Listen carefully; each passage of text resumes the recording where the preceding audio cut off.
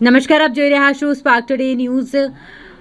વણકર યુવા પ્રીમિયર લીગની 2 સેમીફાઇનલ અને ફાઇનલ મેચ એ લાલબાગ એસઆરપી ક્રિકેટ ગ્રાઉન્ડ ખાતે યોજાઈ હતી। ફાઇનલ મેચમાં રોયલ વણકર ટીમ વિજેતા બની અને વણકર ઇન્ડિયન રનર્સઅપ રહી। રોયલ વણકરને વિજેતા બનવા માટે મોટી ટ્રોફી અને 51,000 રૂપિયા રોકડ પુરસ્કાર આપવામાં આવ્યો હતો।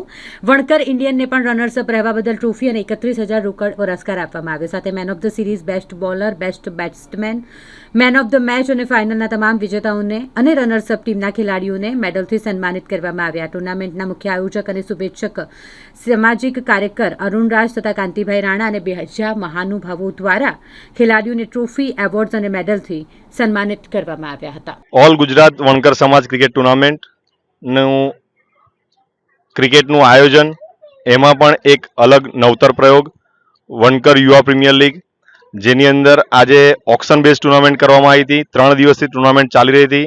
આજે ફાઇનલ મેચ છે। ફાઇનલ મેચ મુંબઈ વણકર ઇન્ડિયન્સ અને વણકર રોયલ્સ વચ્ચે ચાલી રહી છે। છેલ્લા 3 દિવસ એટલે સોમવાર, મંગળવાર અને આજે બુધવારે 3 દિવસથી ટુર્નામેન્ટ ચાલી રહી છે।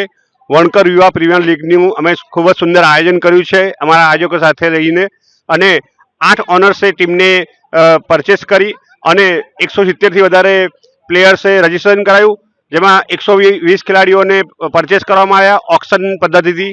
અને આજે વનકર્સ ઇન્ડિયન અને રોયલ વનકર્સ વચ્ચે ફાઇનલ મેચ ચાલી રહી છે। અમે અને મારી ટીમ છેલ્લા 3 વર્ષથી આ અમારું ત્રીજું આયોજન છે। અમારા સમાજમાં ગુજરાતમાં પહેલીવાર ઓલ ગુજરાત વણકર સમાજ ક્રિકેટ ટુર્નામેન્ટનું આયોજન થયું, જેમાં 44 ટીમોએ ભાગ લીધો હતો। ત્યારબાદ બીજા વર્ષે અમે વધાર્યું અને 64 ટીમોનું અમે ખૂબ જ સુંદર આયોજન કર્યું, એ પણ આ જ ગ્રાઉન્ડ પર કર્યું હતું। અને આ ત્રીજો અમારો નવતર અભિગમ પ્રયોગ છે કે પહેલીવાર અમારા સમાજમાં આવી રીતે વણકર યુવા પ્રીમિયર લીગનું આયોજન થયું છે।